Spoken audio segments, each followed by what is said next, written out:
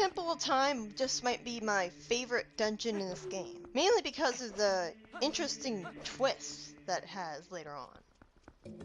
But it's also pretty fun to just go through before that point. It also has what's possibly the most creative item in Zelda history. Yes, more creative than the spinner. If only because I likened the spinner on rails mechanic to the rail grinding from Sonic, which I never really noticed the similarities to until I played this playthrough. But yeah, like, it does essentially have rail switching, just like in Unleashed. But the item in this dungeon is completely unique. What's also unique is having the wolf senses work out for you in a dungeon by letting you see something that you wouldn't have normally seen, and that gives you a clue as to what you're supposed to do to progress with the dungeon. Like, basically you have to go all the way up to the top floor, and then the rest of the dungeon is spent backtracking to that door. But it's a lot more fun than it sounds. Lots of switches that you have to press to raise platforms so you can progress, and sometimes there's multiple different switches at once. But there's always something you can that you can use to press down the switches. And again, I don't know why Uku is here. Why does Uku even go to every dungeon at all? I get they're trying to find a way to get back home, but how can they possibly think that they're going to succeed by going inside in dungeons? I mean, this dungeon does have some sort of connection to their home in a very broad sense, but that doesn't mean it's going to have a portal to where they live. But yeah, when it comes to the puzzles, this dungeon is actually pretty basic. Like, you press down switches, and that lets you progress. Well, this is interesting. Like, now there's a gate blocking your way, so now you have to destroy the pot that you were originally using to press down the switch, so that you can get past the other gate. Like, there's switch pressing, and there's also the crystal switches that you have to hit with the bow and arrow to get rid of other stuff blocking your way. It's all pretty basic. The enemies in this dungeon are pretty annoying. Lots of them are armored or otherwise insist on blocking your attacks. It's not very fun. And like, the more heavily armored ones, it doesn't matter how much you roll around them to attack them from behind. Chances are you're going to roll too far to the left or right, and it's not going to matter that you use a skilled technique like the backslice, because they're just going to roll too far and hit their armor anyways. That feels like fundamentally bad design. So ultimately it's based on luck whether you manage to hit them or not. These guys kind of remind me of the moving statues from Wind Waker, only they're more annoying because their hammers can hit you. There's something really interesting in this game called the title screen glitch, which some people call back in time. This is a very deep glitch with many possible outcomes. Jump into the quicksand and reset the game when you only see a sliver of Link's hand guard in the sand. I guess the hand guard is supposed to be his glove. You'll regain control of Link during the title screen cutscene. You'll be on Elden Bridge in a state of frozen time with very few usable buttons and no interface. In order to actually do anything, you'll need to jump off a cliff. Before doing this, you'll have no menus or items, though your sword and shield are with you and useful. After jumping off the bridge, you'll have an HUD, 3 hearts, menus, and the ability to whistle for Epona and use other action buttons. If you jump off the bridge again, you'll be in the battle with King Bublin, only Link is trapped on the bridge without a horse and King Bublin is in the field. Link can also get killed and get transported back into the field, this time on the horse. If you save before the battle is activated, you'll glitch into Faron Woods and be unable to escape it because you'll already have a sword, so Midna's request to get a sword and shield will create a paradoxical loop, trapping you in Orden.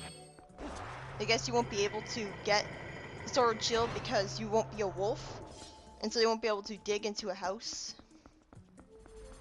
Oh great, another stupid elevator that you have to push, and it's unintuitive which side you have to push it from to make it go up, and which side you need to push it from to make it go down. And on top of that, why can't there be two of these switch presser downers here, instead of having to go down again, and then up again? It just feels like padding, and the spike traps, they just constantly hit you, especially since you're holding something that weighs you down and makes you move slower. And they're moving so fast, just feels cheap. But yeah, if you save before the battle is activated, you'll glitch into your woods and be unable to escape it. This occurrence begins with Link in the spring in the beginning of the game before Twilight arrives in Faron. Link can also finish the battle with King Bubblen and arrive in Twilight-covered Kakariko Village trapped as a human, with the cutscene of Cullen's response, with the cutscenes of Cullen's rescue playing. This creates a massive loop, and many different things can occur this way too. By the way, I'm not sure if completing the game this way is possible. I mean, I think I've heard of speedrunners using this glitch, if only so that they can skip some stuff in the intro. I don't know. Like, there's also a back in time glitch for Wind Waker. And by back in time, I basically just mean controlling yourself on the title screen, and that's it. There's also a glitch, like, call up a hawk, aim it at the porch of the house that is never unlocked in Orden, and the hawk will hit the door, but get stuck on the porch. So that's pretty funny. You don't see what the point of having a house that's never unlocked is, though? It feels like a waste of development time to have a house there that you can never open. Kind of like how there's a door in the southeast side of the center of Castletown. There's a door on the wall, but you can't actually open it. And there's also a door on the left side of the narrow corridor in East Castletown leading to South Castletown, but you can't open it either. I guess just to provide the illusion that the Castletown is full of houses that are lived in, and the houses are just all connected to each other like walls. It's pretty satisfying hitting the jewels of things and destroying enemies and obstacles with the bow and arrow that way. Like, this dungeon makes pretty good use of the bow and arrow, and you think that would make the game possible to beat if you don't have the bow, but speedrunners can just completely skip this dungeon like it's no big deal. So, even though the bow is suddenly mandatory again in this dungeon alone, it doesn't really matter for speedrunners. I like that it takes advantage of the bow, though. It's kind of an underutilized item when it comes to dungeons in this game. It's really satisfying, like, hitting switches from a distance. This game, especially this dungeon, really does help to emphasize how much better the aiming controls for the bow have improved. They're not extremely slippery anymore. And this is exactly the enemy I was talking about that's way too heavily armored. Like, sometimes you get lucky and you actually hit him, but other times you'll constantly hit the armor, no matter what you do. I wish you could skip this cutscene. Like, every single time you hit a crystal switch, you have to watch a cutscene. I don't know why you can't just skip it. I mean, I'd guess it'd be disorienting, but big deal. There's also the fact that when you knock down these guys, they're knocked down for such a tiny amount of time, and there's a very small window in which you can finish them off with the finishing move, but it's so small that you're very luck-based in doing it. There's an Easter egg in this game where if you get the bokoblins near Trill the Parrot, he'll yell out, "Punish the evildoers!" and attack and kill them. I forgot that he said that line. That's pretty awesome. This can only be seen when Tallow is kidnapped by the bokoblins, though. because that's the only time the bokoblins are in that place. The problem is, and that's where the glitch comes in, usually the dialogue for Trill will not show up at all, and the game will just hang there. So you'll need to reset the game. Trill will also try to kill Link until the bokoblin dies. So I guess he just blames you for the bokoblin showing up and attacks you because of it. But that's pretty cool, like the parrot actually defends his shop from monsters. That's one gutsy parrot. Realistically, if you think that the parrot would lose, you think that the bokoblin would attack it with its club. I mean, it's not like it's a bee. It's not like it's that tiny that can easily dodge all the attacks. It's kind of a hassle defeating all of these different spiders. Like, you can spin attack a whole bunch, but still. And the worst part is they respawn. Which is especially annoying because you had to defeat all of them to get a chest. So you think that the game would remember that you defeated all of them. And this is the balancing puzzle back from the Tower of the Gods in Wind Waker. And you have to do this twice, by the way. Just like in Wind Waker. Obviously, you have to throw heavy items onto one scale to make it heavy enough to make it weigh down so it can be lowered. And that's how you progress. And when a scale is too high up for you to walk onto it, you have to throw stuff onto it. I've already talked about the Bridge of Eldin glitch. Fans actually had to send their discs to Nintendo for repairs for that. So that's especially glaring because this game was delayed for quality purposes 6 times. What good that did. It was delayed for quality purposes 6 times, and it still has multiple unwinnable glitches in it at once. Meanwhile, Wind Waker was rushed, and it doesn't have any unwinnable glitches in it at all. All of these traps here are really annoying. Huh, it can actually move you while you're trapped in your stun animation. Like, all these things are annoying. They can all attack you easily. And I don't really like the swinging pendulums either. After Poe falls to the ground, turn off Wolf Link's senses, and the Poe's body will still be visible and even attackable. Like, usually with enemies you can only see when you're having your senses on. You can only attack them while you have your senses on. That's weird. Go to Orden Village and climb the tree with the hornets after removing its nest. Move Link onto one of the thin branches, and L target to line Link's back up with the tree. Now perform a backflip, and Link will fall out of bounds to his death. You can also do this with the spinner. Lots of out of bounds falling glitches in this game. Like, Wind Waker had a lot of clipping too, so I guess you could fall out of bounds pretty easily there, but at least the clipping in that game was really useful for speedrunning. Now, I haven't watched a speedrun in this game in a long time, so I forget if they make a whole bunch of use out of clipping in this game too, but it's not nearly as obvious.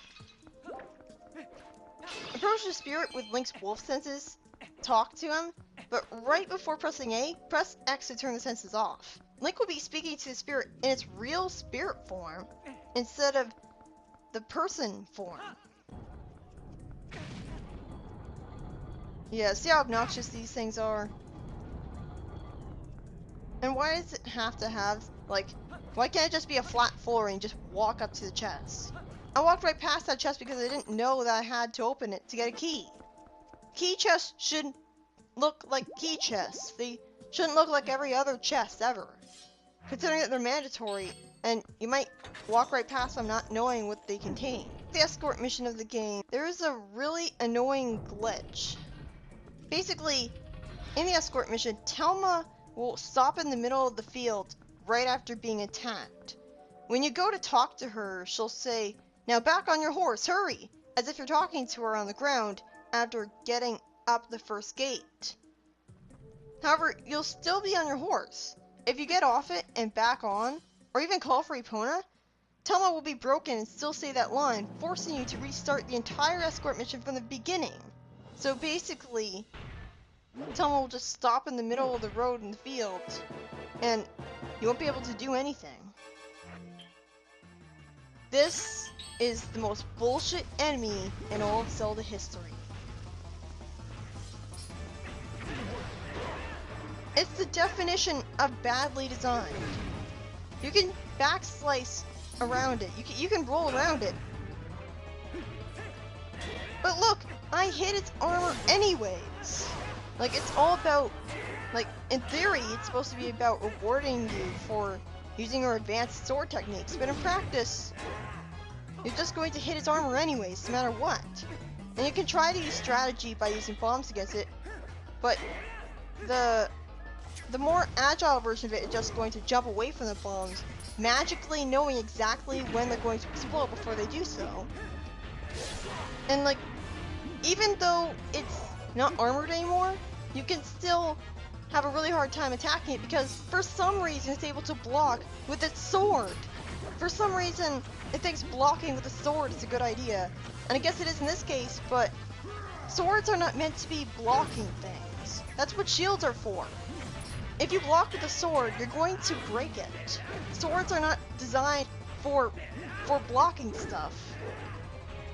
It's entirely based on luck whether you manage to attack it and be able to get into a combo with it. I swear, this thing's immune to bombs. Because I know that it got caught in that explosion and it didn't get hurt. The most effective way of dealing with this guy is the cutting grass move. Just don't L-target it and just walk around it mashing the B button. And if you're lucky, you'll actually attack it, instead of every attack being randomly blocked by the sword. It's like it psychically knows exactly when you're going to attack it before your sword lands on the part of it that it was going to land on. It's just the definition of cheap. What a massive step down from the Dark Nuts of Wind Waker, which were the most fun part of the game. And this game basically has the same moves as it too. It has the Helm Splitter, which was one of the parries, and it has the Backslice, which is another one of the parries. But because of how heavily armored the Dark Nuts are and how far you go when you roll behind an enemy, it just sucks.